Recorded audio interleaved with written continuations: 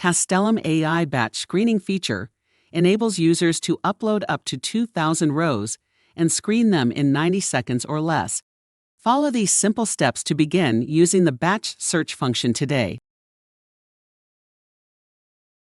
First, navigate to the batch screening page. Upload a spreadsheet with each column corresponding to search fields, such as ID, location, and first name. You can download the pre-formatted batch screening template file here. Once your file is uploaded, select List Sources and Lists from these filters. Change your weak AKA filter to narrow or broaden your search to cross-check available aliases. Then, set your minimum score threshold.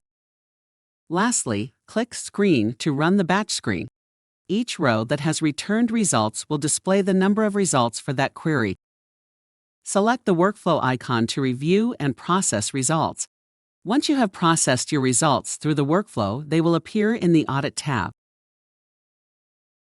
Try Castellum AI batch search feature today.